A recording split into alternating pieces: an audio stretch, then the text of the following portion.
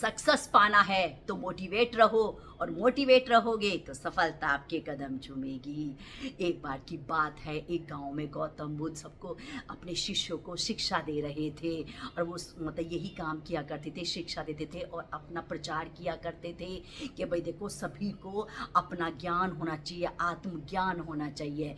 तो उनके जो शिष्यों में से एक शिष्य था, वो अपने आप को बहुत होशियार समझता था, बहुत तेज समझता था। जैसे भिक्षा लेने जाता था, लोगों की चुगली किया करता था, जो अन्य शिष्यों से चुगली किया करता था, और बहुत बातें किया करता, कहता था कि मैं तुमसे श्रेष्ठ हूँ, मुझे सबसे ज़्यादा ज्ञान है, और उनको वो बोलने भी नहीं दिया करता था। और शिष्य सब इस बात से परेशान थे कि ये मतलब लड़ाई झगड़ा करता है, बातें इतनी करता है, बहुत ज़्यादा बोलता है।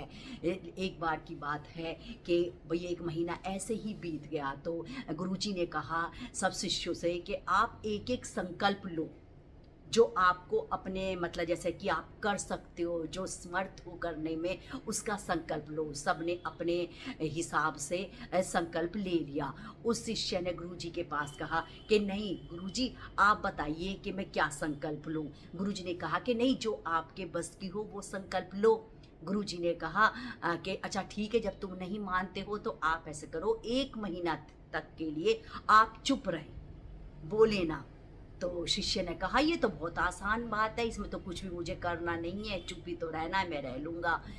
और ये कह के वो शिष्य चला गया। उसने 1 दिन तो काट लिया, और भैया दूसरे दिन उसे बेचैनी होने लगी, तीसरे दिन उसको ज़्यादा भारीपन सा लगने लगा।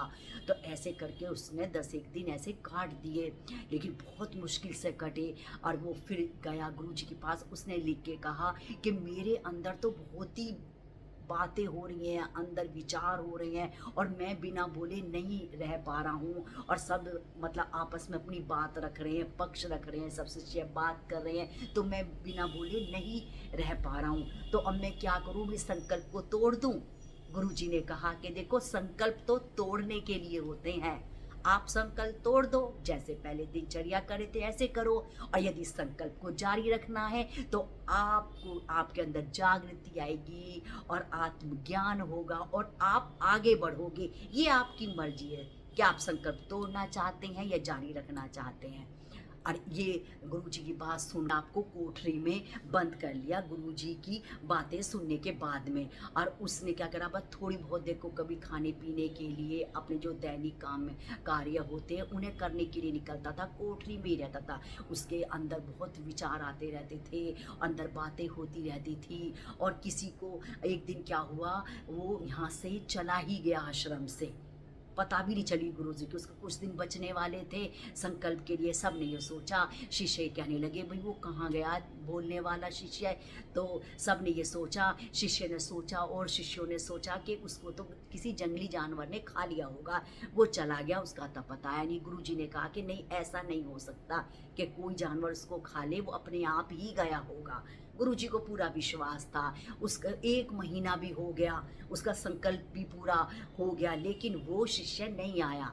ऐसे ही धीरे धीरे करके समय बीतता रहा। उन्हीं शिष्यों में से एक अन्य शिष्य ने पूछा कि गुरुजी, आपको क्या लगता है कि उसको मतलब वो जिंदा है या नहीं है, उसके साथ क्या हुआ होगा। गुरुजी ने कहा कि मुझे तो ऐसा लगता है कि वो जिंदा ही है, वो अपने आप को जानने के लिए आए, सत्य को जानने के लिए आए, अपने आत्मज्ञान को जानने के लिए गया हुआ है, मुझे तो ऐसा लगता है। ऐसे ही 3 महीने बीत गए।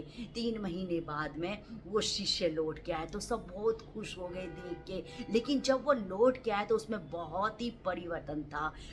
शांत, उसकी आंखों में अलग चमक थी, माथे पे अलग चमक थी। और उसने सबसे बातें करी, शिष्यों से बहुत ही आराम से बातें करी, और सबको बहुत आश्चर्य हुआ कि इतना बोलने वाला, और आज ये कैसा शांत है। और गुरुजी से भी बातें करी, और गुरुजी से कहा कि मैं यहाँ से चला तो गया, लेकिन मेरे अंदर इतनी बातें उठती रही, मतलब सब जगह शांत था, लेकिन मैं अंदर से शांत नहीं था। धीरे धीरे समय बीतते रहने रहा, तो मैं भी फिर अंदर से शांत होने लगा। मैंने पहली बार महसूस करा झरने की आवाज़ को, हवाओं की आवाज़ को, और चिड़ियों की चहचहाहट को मैंने महसूस किया। तो तब मुझे, लेकिन बातें तो आज मेरे भी अंदर उठती हैं, लेकिन अब वो शांत हुई है क्योंकि मैं उनको इग्नोर करता हूँ, मैं उनको सुनता नहीं हूँ। और मुझे ऐसा लग रहा है कि मैंने अपने आप को पा लिया है और मैं अब इतना शांत हूँ। और हमसे गुरुजी ने कहा कि ये तो बहुत अच्छी बात है कि तुम्हें जो पाना चाहते थे, जो सत्य खोजना चाहते थे, वो तुम्हें मिल गया है। और इस कहानी से हमें ये शिक्षा मिलती है कि आजकल आप देख रहे होंगे कि सब अपनी ही बात कहना चाहते हैं, कोई सुनना नहीं चाहता।